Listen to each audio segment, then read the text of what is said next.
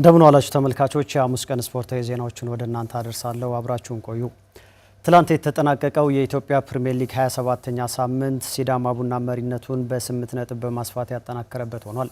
መቻል ወደ ሁለተኛ ደረጃ ከፍ ሲል ፋሲል ከነማም ተከታታይ ድል በማስመዝገብ ደረጃውን አሻሽሏል። የ27ኛ ሳምንት የሊጉን ቆይታ ሰይድ ኢብራሂም እንደሚከተለው ተመልክቶታል።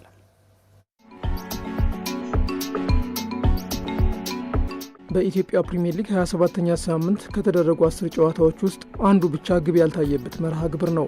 ሐዋሳ ከተማ ከምድረገነት ሽራ ያደረጉት የትናንት ጨዋታ ግብ ያልተመለከትንበት ነው። ይህንን ጨዋታ ጨምሮ 5 መርሃ ግብሮች የአቻ ውጤት የተመዘገበባቸው ሆኖ አልፏል። ሲዳማ ቡና በዘንድሮ የሊግ ጉዞ በመሪነት መስመር ላይ መጓዙን አጠናክሯል። በዚህኛው ሳምንት ንግድ ባንክን 1-0 ማሸነፉ ከተከታዩ ያለውን የነጥብ ልዩነት እንዲያሰፋ አድርጎታል።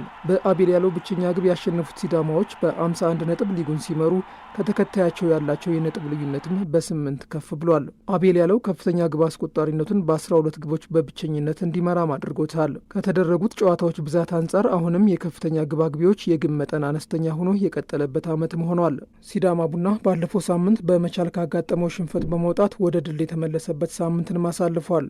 ይህ የ27ኛ ሳምንት መርሃ ግብር መቻል ወደ ሁለተኛ ደረጃ ከፍ ያለበት ሆኖለታል። መቻል ትናንት ድሬዳዋ ከተማን 2-1 በማሸነፉ ተከታታይ ድልን አስጽፏል። እናም ለቀሪ መርሃ ግብሮች መነሳሳትን የሚፈጥር ነጥቦችን አሳክቶ የሰበሰባቸውን የነጥቦች ብዛትም 43 ደርሰዋል።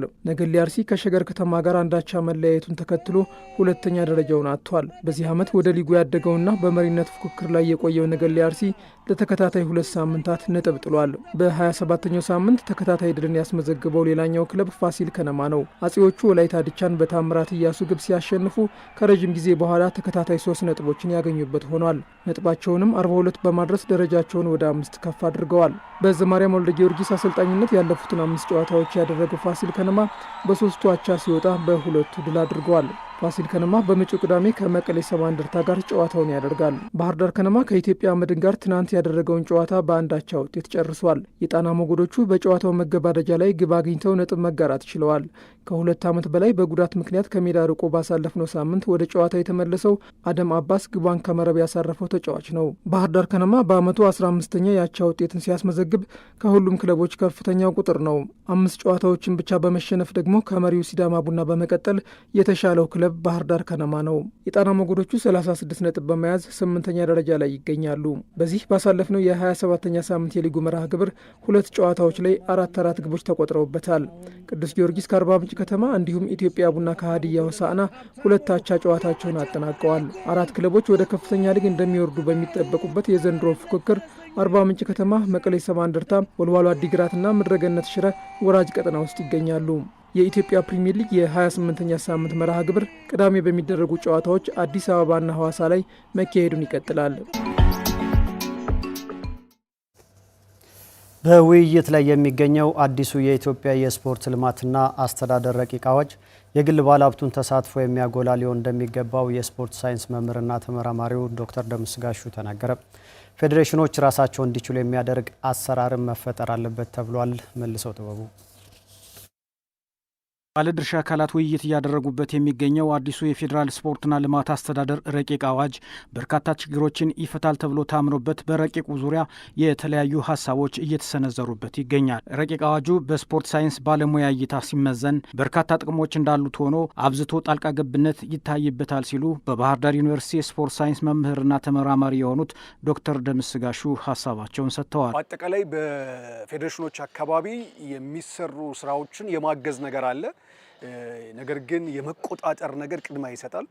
በውሳኔዎቹ ላይ ጣልቃ የመግባት ኢንተረስት ይታይበታል እና በጣም በርካታ ጥቅሞች ቢኖሩትም ነገር ግን በግሉ ሴክተር ላለው ክለቦችን ህዝባዊ ከማድረግ አንጻር የግሉ ማህበረሰብ ኦን እንዲያደርጋቸው ከማድረግ አንጻር ውስንነት አለበት። ረቂቅ አዋጁን በተመለከተ ዶክተር ደምስ እንደ ችግር ያነሱት ሌላው ሀሳብ ክለቦች በግል ባለሀብቶች እንዲያዙ የሰጠው ትኩረት አነስተኛ ነው ብለዋል። እያንዳንዱ ክለቦች ቢሸጡ ምንም ነገር የላቸውም፣ የሚሸጥ ነገር የላቸውም። ልክ እንደ ሰፈር ክለብ የሚወድሙ ናቸው። ከዚህ መውጣት መቻል አለብን።